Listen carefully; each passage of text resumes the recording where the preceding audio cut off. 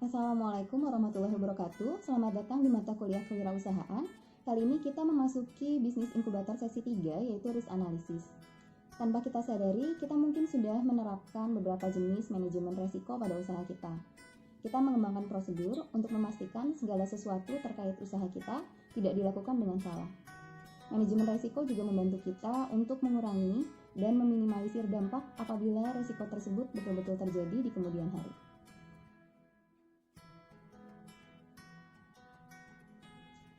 Di dalam membuat risk analysis, tentu saja kita perlu melakukan identifikasi resiko. Langkah yang pertama adalah pecahkan gambaran besarnya. Fokuskan pada hal apa yang jelas bisa salah dari industri dan juga usaha yang Anda masuki. Resiko itu ada bermacam-macam, ada resiko kompetitif, ada resiko finansial, resiko operasional, keselamatan, teknologi, hukum, dan lain sebagainya. Nah, coba gali kemungkinan resiko-resiko yang bisa terjadi pada semua aspek ini.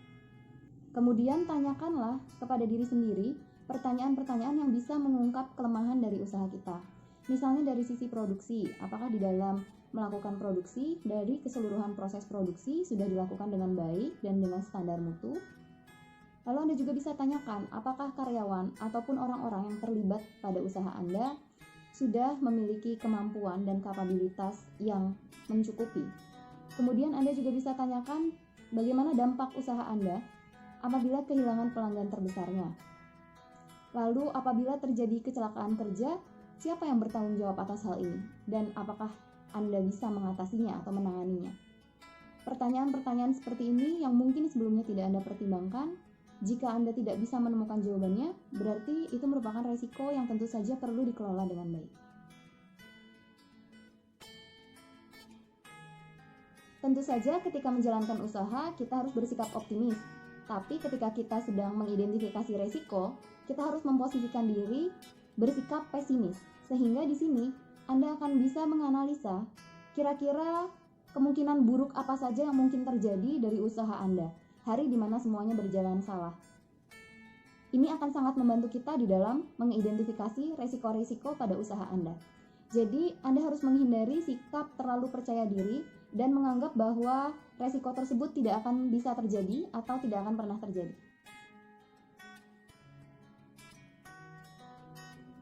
Bagi pengusaha pemula, kita juga bisa melakukan identifikasi resiko dengan bertanya kepada ahlinya ataupun kepada rekan sesama pengusaha yang menekuni dunia usaha yang sama. Tentu saja yang lebih berpengalaman daripada kita.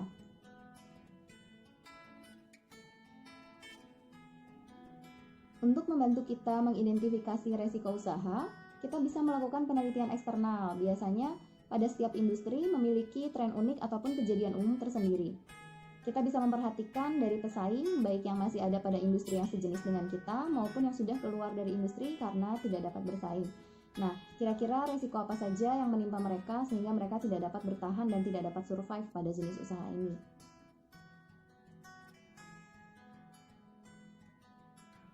Bagi perusahaan besar yang sudah memiliki CEO, direktur, manajer, supervisor, dan juga karyawan, tentu saja mulai dari level CEO sampai level karyawan, mereka memiliki perspektif organisasi yang berbeda.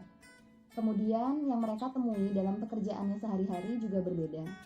Bagi kita sebagai pemilik usaha, maupun bagi kita sebagai sisi manajerial, sangat penting untuk mendapatkan umpan balik dari karyawan terkait dengan apa yang mereka temui di dalam pekerjaannya sehari-hari.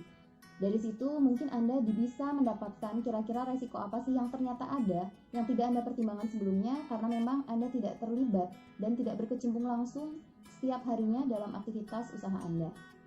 Pada perusahaan-perusahaan besar biasanya juga ada yang namanya whistleblowing system. Whistleblowing system itu merupakan pelaporan insiden tanpa nama. Artinya setiap karyawan itu bisa untuk memberikan masukan atau melaporkan kejadian-kejadian yang mereka temui di dalam pekerjaannya tanpa identitas mereka atau anonim, karena biasanya di sini karyawan itu seringkali takut di dalam memberikan feedback kepada pihak manajerial maupun kepada pihak perusahaan karena menyangkut dengan orang-orang yang ternyata tidak melakukan pekerjaan mereka secara jujur dan bertanggung jawab.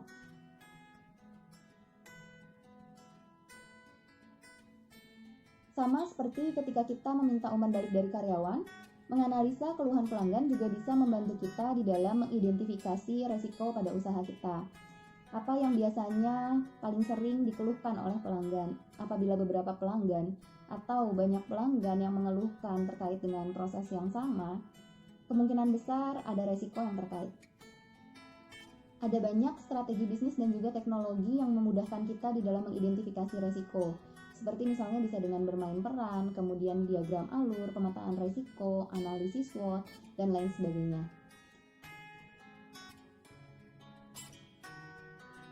Pada sesi bisnis inkubator kali ini, teman-teman diminta untuk membuat pemetaan resiko, yaitu berupa sebuah bagan di mana terdapat 4 kolom. Kolom yang pertama adalah kolom identifikasi resiko. Jadi teman-teman mengidentifikasi kemungkinan resiko yang mungkin timbul dari usaha yang teman-teman pilih. Kemudian untuk kolom yang kedua adalah frekuensi. Frekuensi ini adalah seberapa sering munculnya resiko tersebut.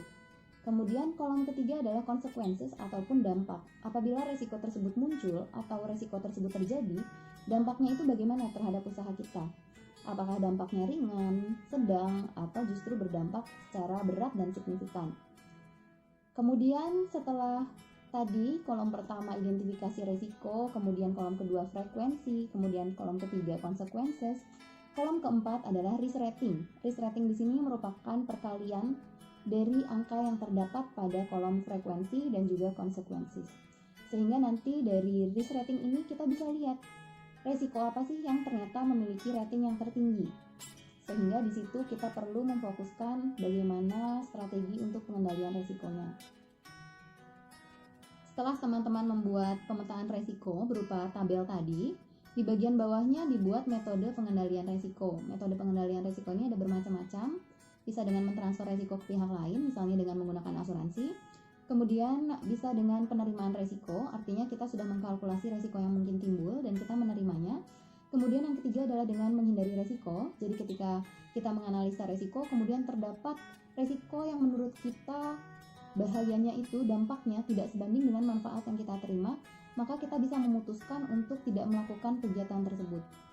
Lalu kita juga bisa melakukan pencegahan. Pencegahan itu bisa berupa kita membuat kebijakan ataupun prosedur yang memperkecil peluang terjadinya resiko tersebut. Kemudian yang terakhir adalah mitigasi resiko, yaitu dengan membuat kebijakan ataupun prosedur yang bisa mengurangi dampak jika resiko tersebut terjadi. Baiklah, mungkin itu yang bisa saya sampaikan terkait dengan materi kita, yaitu risk analysis. Untuk lebih detailnya akan saya cantumkan informasi yang diperlukan pada description box. Terima kasih atas perhatiannya. Wabillahi taufiq wal hidayah. Wassalamualaikum warahmatullahi wabarakatuh.